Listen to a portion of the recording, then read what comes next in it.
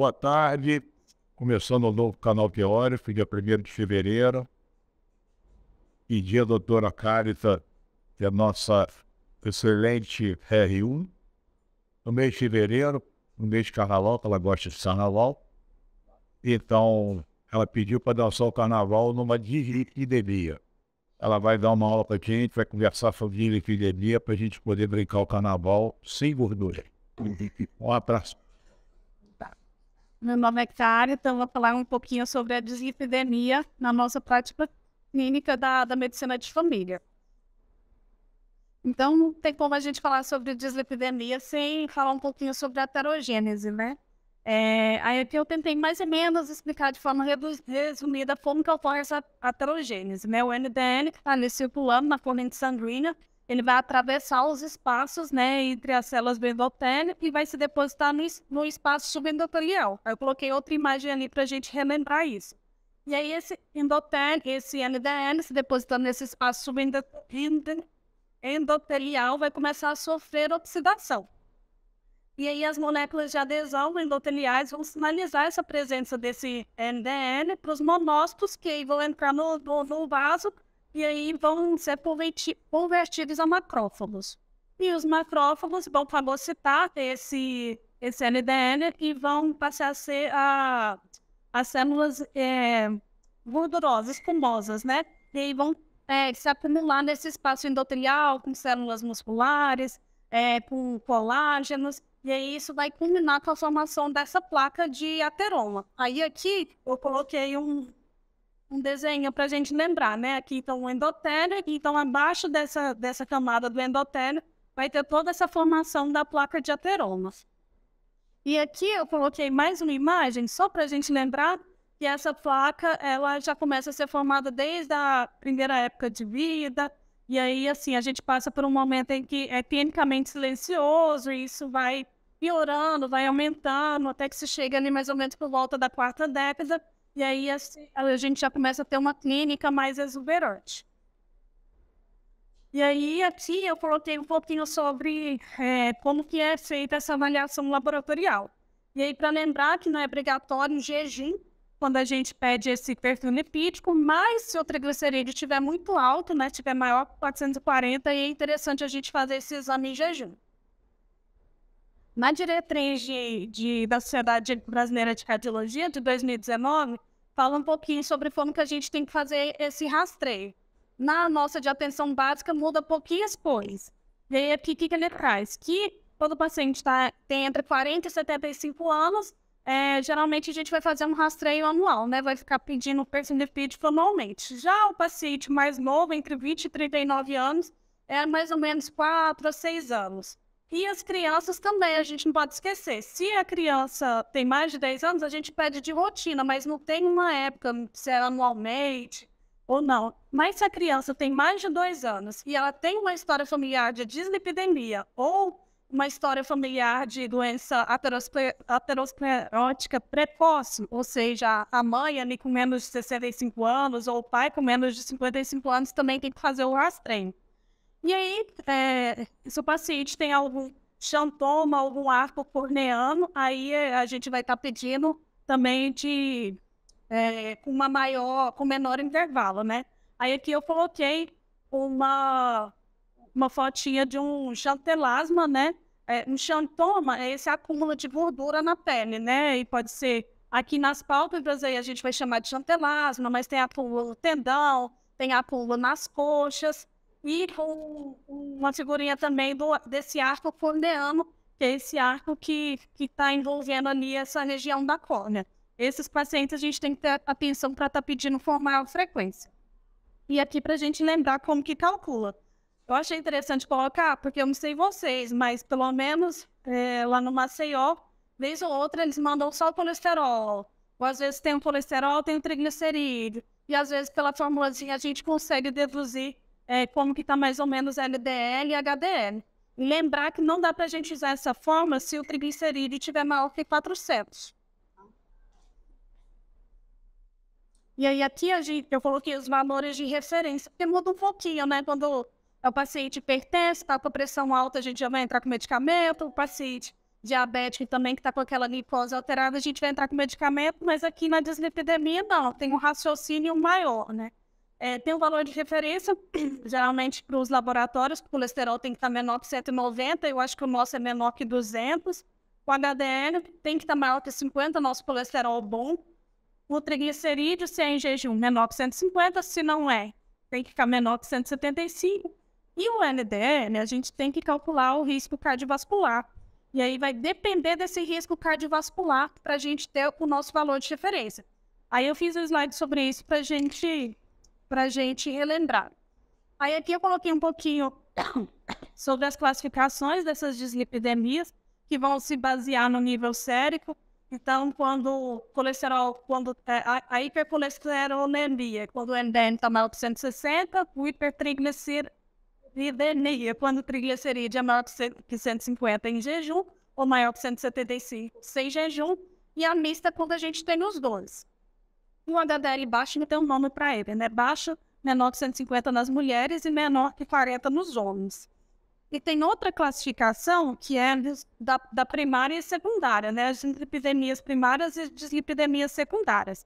A principal causa da secundária é a síndrome metabólica. Geralmente, na síndrome metabólica, o triglicerídeo está alto e o HDL está baixo. E nas primárias, a gente vai lembrar dos fatos que estão originando essa dislipidemia. Então, uma dieta que é rica em gordura saturada, ou trans e carboidratos, ou com excesso de álcool, ou uma dieta que é hipercalórica. Algumas drogas também aumentam o colesterol, então corticoide, anticoncepcional, os esteroides, algumas doenças, o HIV, a doença renal crônica, a síndrome exótica, e alguns distúrbios metabólicos também vão ser responsáveis por esse aumento de colesterol e tudo mais. Isotretinoína é o quê? É o Rocutan. E aqui eu fiz um slide sobre triglicerídeos, porque eu não sei vocês, mas pelo menos às vezes para mim acontece do colesterol tá alterado, tá normal, o HDL tá normal, o LDL tá normal, mas o triglicerídeo tá alterado. E aí eu fico meio sem saber o que falar para o paciente, porque ele entende que a parte de colesterol tá legal, mas por que esse aqui tá alterado? E aí, a gente tem que lembrar que ou esse paciente pode estar fazendo uso de antiazítico, que pode alterar o triglicerídeo, ou está fazendo uma reposição hormonal, ou está usando inibidores de protease, ou a própria diabetes também pode aumentar os triglicerídeos. É um paciente que tem libação alcoólica, né, e não tem ingesta de álcool, ou se ele faz uso de beta-bloqueadores não seletivos, isso também pode aumentar o colesterol. Lembrar que o tabagismo ele é um fator de risco, mas ele não vai influenciar nos níveis de triglicerídeo, mas ele vai influenciar na queda do HDL. E aqui é aquela questão do risco cardiovascular. Eu estava falando para vocês que a gente tem que se basear para ver qual que é a nossa meta de LDL. Não é fixo igual o colesterol, né, o HDL. Por que a gente vai usar o risco cardiovascular? Né? Porque as doenças ateroscleróticas são a principal causa de morte no mundo, né? A síndrome coronariana é a principal manifestação da aterosclerose em até metade dos pacientes. E aí, para calcular esse risco cardiovascular, não sei vocês, mas eu uso um aplicativo de calculadora de risco cardiovascular. Eu até coloquei uma fotinha deles. E aí, nesse aplicativo, a gente vai ver, ele já abre e aí você vai marcando. Se esse paciente tem um evento cardiovascular prévio, tem uma estenose arterial maior que 50%? Tem. Aí ele já mostra para você. Então, esse paciente é risco muito alto. Aí ele mostra. A meta do LDL para esse paciente, sem tratamento é tanto, com tratamento é tanto, e essas são as estatinas que você vai usar. É um aplicativo que adora. Agora, se o paciente é diabético, ele já tem pelo menos um risco, no mínimo, moderado. Se ele é diabético e ele é hipertenso, tem síndrome metabólica, fuma, é um homem maior de 48 anos, uma mulher maior de 54 anos, tem mais de 10 anos de diabetes. Então, esse paciente já vai ser de alto risco. Então, praticamente, né, é muito fácil a gente encontrar um paciente diabético com mais de 48 anos, um homem, no caso. Então, a maioria dos pacientes eles vão ter de alto risco, a maioria dos pacientes diabéticos vão ser de alto risco e provavelmente vão ter que usar alguma estatina. E aí tem as outras coisas. Uma taxa de filtração glomerular menor que 60, aneurisma de aorta abdominal, uma aterosclerose subclínica ou um LDL maior que 190, esse paciente é alto risco. E aí, se ele não tem nenhum desses, aí a própria calculadora do aplicativo já te mostra outras opções. Aí você vai marcar o sexo do paciente, a idade, qual a cor, e ele vai te falar se o paciente é alto risco ou não. Então, aqui, eu coloquei essa primeira abazinha que aparece do aplicativo, aí você clica, e aí ele vai te perguntando as informações e você vai marcando. Teve uma época, quando a gente começou a usar lá no posto, ele e o Vinícius ficava brincando. E aí, só da gente colocar diabético, a gente já via que caía no paciente com risco muito alto. Só diabetes, às vezes diabetes mais nada. E a gente ficava brincando, ficava impressionado. Tanto que o paciente diabético, ele tem um alto risco cardiovascular. Aí, depois que a gente joga, né, no aplicativo, ele te dá uma página assim, por exemplo. Então, joguei lá meu paciente, e aí ele me mostrou que ele tem um risco muito alto. E aí, qual que é a meta desse paciente se ele não fazer tratamento? É uma redução maior que 50% do LDL dele. Agora, se esse paciente está usando a estatina, qual que é uma meta?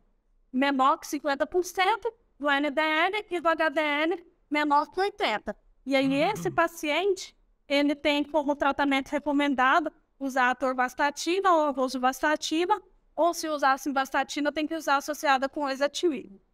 E ali é um paciente de risco intermediário, então ele já propõe o tratamento. Eu adoro esse aplicativo.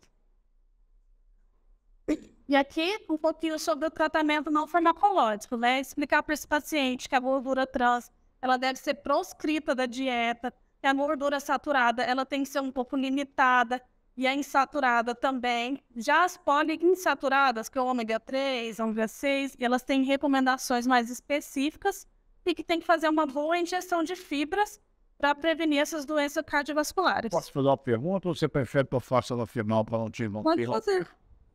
Quando você falou em tratamento, a gente reconhece que em doenças cardiovasculares, na fase aguda, se preconiza uma dose mais elevada de estatina. Você leu alguma coisa em relação a isso? Ou tem alguma coisa que você possa comentar?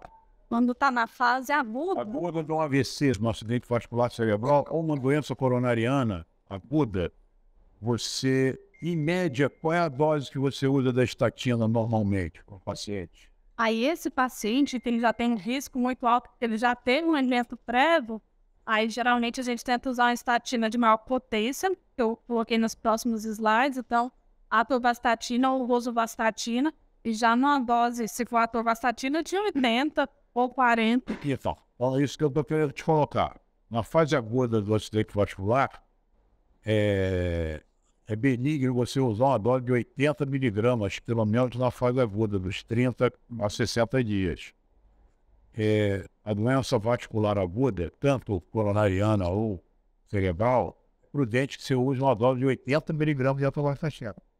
Lógico que esses doentes têm que ser vigiados a função hepática, por exemplo, doente com alterações da função hepática, não sei se você vai falar comigo, que também a gente tem que monitorizar. A estatina não é um remedinho, aliás, nenhum remedinho é remedinho, mas a atorvastatina, como estatinas, você tem que estar sempre preocupado com a função hepática desses doentes. Pode sair usando esse remédio sempre de vez em quando, todo mês, mas de rotina você dá uma olhada na função hepática. Eu já tive doentes que aí eu tive que suspender porque as transaminases aumentaram muito. Então, na fase aguda de um AVC ou de uma doença coronariana, é preconizado que você use a dose máxima, que seria 80 miligramas. Parece uma coisa meio absurda, mas não é. A outra coisa, eles acham na literatura que as estatinas estabilizam as placas de ateroma na membrana da artéria. Então, quando às vezes você tem uma obstrução elevada, ou uma obstrução acima de 50%, 60%, é preconizado uma dose maior de estatina. Não só como estabilizador, mas eles acham que também diminui, não sei se você leu alguma coisa sobre isso. Então a estatina tem esses parâmetros, não é só porque está altinha, o colesterol não, é porque também tem e serve como estabilizador de placa de gordura nas artérias. E na fase aguda você tem que usar 80 miligramas. Mas pode ter, mas se você não quiser trazer, vai trazer. Mas, então, só esse. Parando, desculpa eu te interromper, mas queria colocar para as coisas. Então, esse tratamento não farmacológico, que é a questão da dieta. E aqui, eu trouxe sobre a questão da atividade física também, né? A atividade física, ela não só vai servir para aumentar o HDL, mas ela também vai reduzir triglicerídeos e ela vai melhorar a qualidade do LDL, vai fazer com que as partículas fiquem maiores e menos densas. Aí aqui tem uma prescrição que vai ser guiada, mas é mais para os pacientes idosos, né? Pela ergometria e tudo mais. E aí, sobre a redução do triglicerídeos, né, que é o que eu falo que é meia dúvida para falar para os pacientes, tem que bater na tecla da perda de peso, de reduzir o álcool, de reduzir o açúcar. O triglicerídeos, ele é o diferente, né, é um colesterol que para a gente, um tipo de colesterol que para a gente controlar, a gente tem que reduzir açúcar, reduzir álcool e tá fazendo exercício físico, consumir alimentos com ômega 3. Já vi pacientes com triglicerídeo e colesterol que não diminui com remédio de jeito nenhum. Você pode dar remédio que não baixa a taxa. Não sei se você já viu isso. Que realmente o exercício físico hoje é mais importante do que o cara ficar preocupado com o remédio. E o cara acha também que quando ele toma o remedinho, ele também não pode comer de tudo e pode fazer de tudo. Uma coisa Pode ser sedentário. entendeu? Eu acho que isso aí é um todo. Não é? Não adianta o cara tomar só, não, tô tomando a estatina, tô liberado. Preciso fazer exercício nenhum e posso comer de tudo. Não é bem isso. Eu acho que o remédio faz parte de um tratamento. Senão, para que tomar um remédio, não é isso? É igual diabético. Não adianta ele tomar insulina e comer um pudim inteiro. Então ele tem que tomar insulina e também fazer dieta. E a gente fazendo a dieta, não precisa tomar uma dose tão elevada de estatina nem de triglicerídeo, né? Ou tantos medicamentos. Às vezes você vê pacientes diabéticos ou até pacientes com dislipidemia que começam a fazer exercício físico, começam a emagrecer, começa a cair. Então isso que os doentes bariátricos que fazem bariátricas, às vezes eles vão fazer a bariátrica porque estão com tudo isso descompensado.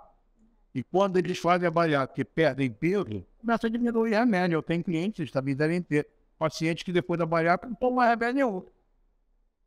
Não é isso? Então eu acho que a dieta associada a remédio e a exercício físico é muito importante. É um combo, né? Eu acho que uma coisa separada, não, só faço exercício físico, só tomo remédio. Eu acho que tem que ser um todo para a gente conseguir um sucesso com esse leque. Pelo menos do meu ponto de vista. E o ruim é que, não sei as meninas, a gente pega muito doente que não tem noção de que a dieta e o exercício físico faz parte do tratamento. Me dá uma simvastatina aí de 20 que eu estou resolvido. Não é isso?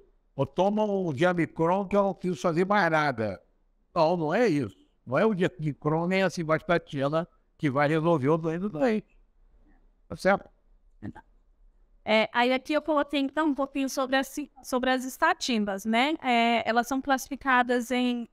Não, aqui eu coloquei então um pouquinho sobre o tratamento, falando sobre a questão do baixo risco. Então, o paciente que a gente classificou como baixo risco, a gente não vai entrar com estatina, a gente vai explicar sobre mudança de estilo de vida e tentar fazer com que esse paciente tenha essa mudança aí por 6 meses e depois a gente dosa de novo. Paciente com risco intermediário, a gente diminui um pouco esse tempo, né? De mudança de estilo de vida por 3 meses. Repete o exame e vê o que o paciente conseguiu. Para o paciente de alto risco, não dá para a gente fazer só isso. É a mudança de estilo de vida, dieta, exercício físico e a estatina. Lembrar que as estatinas, elas reduzem, já está comprovado que elas reduzem risco cardiovascular nesses pacientes com dislipidemia. E aí eu coloquei um pouquinho sobre o mecanismo de ação. Eles vão inibir essa enzima aqui, vão aumentar a expressão dos receptores do LDL na membrana e fazendo isso, reduz o LDL, reduz a inflamação, reduz a trombogenicidade, que são os mecanismos que estão envolvidos com esse risco cardiovascular. E as estatinas, elas têm uma redução, elas reduzem cerca de 40% do LDL, diminuindo a mortalidade mais ou menos em 10%. Reduz eventos isquêmicos, reduz a AVE, reduz revascularizações, E tem estudos que mostram que as estatinas reduzem o tamanho da placa, que era o que o doutor já estava falando, né? Não é só estabilizar. Já tem estudos, vários estudos que mostram que reduzem o tamanho da placa. E aí, de modo geral, quando a gente vai dobrar a dose da estatina, a gente tem mais ou menos uma queda de 6% no valor do LDL. Aí aqui eu coloquei sobre a potência delas. As estatinas de baixa potência são, por exemplo, a simvastatina, aquela de menor dose, de 10 miligramas, e as de alta potência, que vão reduzir ali um LDL em 50%, são a atorvastatina, a rosuvastatina, que isso mudar, né? E aí a simvastatina associada à ezetimibe, a simvastatina de 40 miligramas. Então essas são as de alta potência que a gente tem que usar em alguns pacientes. Aí eu também não sei vocês, mas muitas vezes a gente pega o paciente de alto risco cardiovascular lá no posto e muitas vezes eles estão usando simvastatina de 20, mais nada. É uma coisa assim que eu não entendo. Não tem mais. Né? Está no protocolo e tal, está completamente errado, mas enfim. Então as estatinas elas vão reduzir o LDL, vão reduzir o triglicerídeo e elas também vão aumentar o HDL. Mas essas modificações do HDL e do triglicerídeo, elas não vão reduzir o risco cardiovascular, são as modificações do LDL.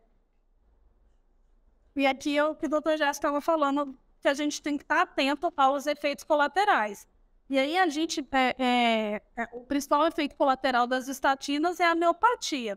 Aí a gente tem que saber, né, quando o paciente traz essa queixa aí dessa miopatia, se ela realmente está relacionada ao medicamento. A gente também pega muito paciente que implica com alguns medicamentos e tudo atribui à medicação. Então, a gente tem que saber se esse paciente chega para a gente falando que ele está com dor nos grandes grupos musculares, se ele está com uma dor que é tipo uma cãibra, uma fraqueza, e essa dor ela iniciou em menos de 4 semanas, a gente começou o medicamento, em menos de 4 semanas isso já iniciou.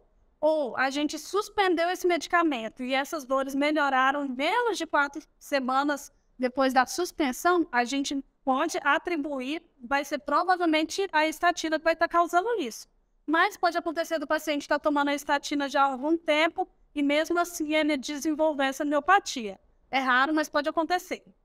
E aí tem os que não estão relacionados provavelmente à estatina, quando o paciente tem uma dor em um pequeno grupo muscular, é um formigamento, é articular, no tendão, quando o início é em mais de 12 semanas depois que a gente começou o medicamento, provavelmente isso não está relacionado à estatina. Lembrar que quanto maior a dose de estatina que a gente usa, maior vai ser o risco de miopatia.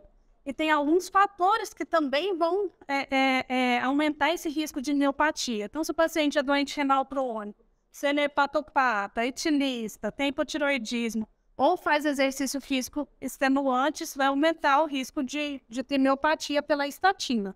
E aí, qual que é a conduta quando a gente pega um paciente que está tendo uma miopatia e provavelmente por conta das estatinas? Se os sintomas são toleráveis, e a gente dosou essa CPK e ela está menor que 7 vezes o limite superior natural, aí a gente vai reduzir a dose ou trocar por outra estatina. Essa é a conduta. Agora, se os sintomas estão intoleráveis, o paciente está se queixando de muito desconforto, muita cãibra, e essa CPK aumentou mais de 7 vezes o limite superior natural, aí tem que suspender a estatina e tem que monitorar essa CPK. Agora, se o paciente ele teve mialgia com uma estatina, a gente tenta trocar por outra com uma dose menor. Agora, se o paciente foi rabdomiólise ou uma miosite nefrosite autoimune, aí nenhuma das estatinas vai servir, não, está tudo contraindicado. Quer dizer, o que eu entendi é o que eu atuo na minha prática médica. Estatina é fundamental, gente. Nós temos que encontrar uma maneira do doente se adequar ao remédio. Porque o médico, às vezes, tem muita mania de chegar lá com uma dorzinha na perna ou suspende. Mas olha só, é um protetor, como a Carita colocou, muito importante na circulação da gente da doença cérebro ou cardiovascular. Se a gente achar que o doente está com um pouquinho de dor e tira o remédio, a gente pode estar auxiliando, mas ao mesmo tempo não sei se vai estar prejudicando esse paciente. A gente tem que ter certeza na suspensão e na manutenção do remédio. Então, a 40 miligramas está reclamando demais passa para 20. Eu já vi doente meu tomando 10 miligramas. 10 miligramas não é nada, mas é alguma coisa. Agora, se você bota 0, ele não está tomando nada. E ele está desprotegido. Mas tudo bem, ele tem insuficiência renal crônica, ele tem o ACPK que aumentou, ele tem clínica de miopatia mesmo, aí é outro departamento. Eu estou falando com vocês porque às vezes o doente toma, escutou alguém falar que miopatia dá dor no músculo, ela teve uma dor no tornozelo, achou que era da miopatia. Então, isso aí tem que tomar um pouco de cuidado em relação a isso. Tomar o remédio é importante, mas também os efeitos colaterais a gente tem que ficar atento para também não tomar um remédio que faça mal ao fígado. O cara faz insuficiência hepática. A pessoa vai fazer uma insuficiência hepática no remédio que você viu. Então, a gente tem que controlar em relação a isso. Agora, tentar bater esse martelo. Tinha um doente que não tolerava, tomava 40 miligramas, ele teve infarto de miocárdio, teve acidente vascular cerebral, era parético. Mas era um cara doce e disse que não aguentava tomar de jeito nenhum. Aos 2 ou 3 meses atrás, ele fez outro acidente vascular cerebral. E ficou pior no DS. Eu falei, vamos tentar uma dose menor? Tá ótimo, não sentiu nada com a dose menor. Então, é melhor uma dose menor do que nenhuma. E aí você vai tenteando de acordo com o remédio. Não tem muito médico que não tem muito paciência, não. Já chegou lá, não, suspende o remédio. Então, suspender o remédio, você tem que entender se aquele remédio era benéfico ou não. É diferente você dar um remédio para depressão. Ah, a boca está seca, eu não estou conseguindo urinar, a minha evacuação piorou porque ele é anticolinético e tal. Aí não pode suspender o remédio, troca o remédio. Mas a estatina não tem jeito. Ou você dá ou não dá. Agora não precisa ser 80, não precisa ser 40, 20. Você encontra uma maneira que você consiga atuar com o remédio. Eu penso assim, não é? Aí aqui eu coloquei alguns lembretes, né? Lembrar que se a gente associa com bloqueador de canal de cálcio, né? O nifedipino, o amlodipino, a dose máxima que a gente vai usar da simvastatina é de 20 miligramas. E se por acaso as estatinas estão contraindicadas, a gente vai pensar como primeira escolha substituta a ezetimiba. Não é a melhor, eu vou falar um pouquinho dela, mas se tiver contraindicado, ela é a substituta. E aí, ainda falando sobre as miopatias, vamos supor que a gente identificou, a gente está pensando sobre isso, mas quais são os critérios para a gente pedir a CPK, né? A gente não vai pedir para todos os pacientes que fazem uso da simvastatina, ela não deve ser solicitada de rotina, mas ela deve ser solicitada se o paciente tem uma história própria ou familiar de miopatia por estatina, ou se ele faz uso de medicações que interagem com as estatinas. Que medicações são essas?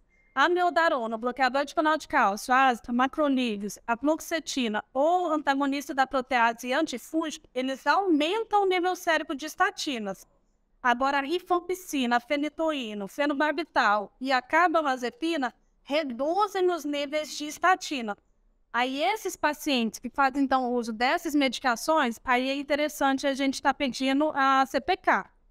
Agora, outro critério, se a gente se tem sintomas durante o uso, aí é interessante a gente pedir também, ou se a gente optou por aumentar a dose, vou passar a simvastatina de 20 para 40, aí é interessante pedir a CPK. E se o paciente está iniciando medicações que interagem como essas. E aí, outro marcador laboratorial que a gente tem que estar atento são as transaminases, né, que o doutor Jefferson estava falando também. Sempre a gente vai pedir ali TGO, TGP antes de iniciar as estatinas. A gente pede de rotina e durante, se a paciente tem algum sintoma de hepatotoxicidade, aí a gente tem que estar pedindo também de rotina. O ezetimibe. O ezetimibe, ele é um bloqueador do transportador com proteína de membrana do intestino delgado. Então, o que ele faz? Ele é responsável por transportar o colesterol que está dos triglicerídeos, que são metabolizados no intestino pela lipase pancreática. Então, ele tem um efeito diferente das estatinas. Ele reduz a absorção do colesterol no intestino, então ele vai atuar diminuindo o colesterol hepático, aumentando a expressão do receptor hepático do LDL, e com isso ele tem uma redução de LDL ali mais ou menos de 10% a 25%. quais são as indicações do ezetimibe? Se eu tenho uma LDL que está fora da meta, com o uso já de uma dose máxima de estatina, né, para o paciente que é muito alto risco, ou posso usar ela isolada, ou posso usar ela associada à estatina, se o paciente é intolerante a uma dose de estatina. Só posso usar, se o paciente tem miopatia, eu só posso usar simvastatina de 10. Aí é interessante a gente pensar em associar o ezetimibe. Ou se o LDL está fora da meta, com uma dose máxima tolerada de estatina, tem pacientes que estão fazendo uma prevenção primária, ou até o paciente com esteatose hepática, mas com essa classificação. Você já seria visto aqui para algum paciente, ou alguém já teve paciente em que aumentou as transaminases? Não, acho que na esteatose hepática ou com aquela classificação 2B, eu acho que já é moderada aquela lá, né? E aí, outro que a gente tem, outro faz parte do tratamento farmacológico, é a colestiramina. Ela é uma resina que vai levar à redução da absorção lá dos ácidos biliares, com isso vai reduzir o colesterol que está dentro do fígado e aumentar essa expressão dos receptores de LDL. Tem uma redução de LDL de mais ou menos 30%. Tem 2 detalhes aqui que eu acho interessante dela. Ela é contraindicada se o paciente está com os triglicerídeos maior que 400, e ela é a única medicação que a gente vai usar para gestantes e lactantes, e aí a gente pode usar também em crianças. Tem que tomar cuidado que ela pode reduzir a absorção de alguns medicamentos, então ou a gente administra uma hora antes ou 4 horas após os outros medicamentos, e ela tem algumas desvantagens. Ela não tem evidência de benefício cardiovascular. Por isso que a gente tem que insistir nas estatinas mesmo. E aí ela costuma causar alguns efeitos colaterais, que são gastrointestinais, e outra desvantagem dela é que ela reduz a absorção das vitaminas lipossolúveis. E elas vão ser indicadas quando associada à estatina, quando o LDL estiver fora da meta, e a gente já estiver usando uma estatina potente, a atorvastatina ou rosuvastatina. E aí aqui também falando sobre o aumento dos triglicerídeos, né? Lembrar que a nossa primeira escolha são os fibratos, né? Então, segundo a diretriz da Sociedade Brasileira de Cardiologia de 2019, fala que esses aumentos de triglicerídeo é um fator de risco independente para a doença cardiovascular. Então, a gente tem que ficar de olho nisso. Isso aqui eu tenho 2 pacientes que têm o triglicerídeo maior que 500, eu tenho que sempre ficar de olho.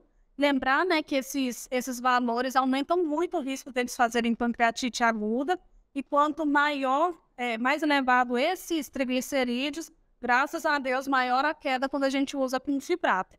Aí as opções vão ser esses aí. Eu acho que o que é mais comum para a gente é o ciprofibrato de 100 mg, porque tem no SUS, né? E aí tem as outras opções, o ômega 3, esse ácido nicotínico, e aí geralmente eles estão associados se tem uma falha terapêutica com o fibrato. Se não caiu abaixo de 100 ou se ele está acima de 1000. E aí, assim, para a gente não alongar muito, né, tinha outras dislipidemias em crianças, mas eu gosto mais dos idosos, então eu fiz esse nos idosos. Lembrar que eles têm o maior risco de miopatias, né, porque eles têm uma menor massa muscular, então tem que ficar de olho nisso, e eles têm um benefício que já foi comprovado do uso das estatinas nessa população. Então, se o paciente tem até 75 anos, a gente segue aquele protocolo de ficar solicitando anualmente. Agora, se ele tem mais de 75 anos, aí a gente vai individualizar. Se o paciente tem várias comorbidades, se o paciente usa vários medicamentos, aí a gente vai ver de quanto em quanto tempo que a gente vai ficar pedindo. Então, é uma dúvida minha, principalmente quando eu vou nas visitas domiciliares, aí a gente encontra muitos pacientes acamados, que já têm uma determinada idade, e aí a gente fica pensando, poxa, será que vale a pena ficar dosando o perfil lipídico nesse paciente, restringindo dieta, fazendo medicações? Enfim, é uma coisa que eu ainda fico em dúvida. É isso, gente.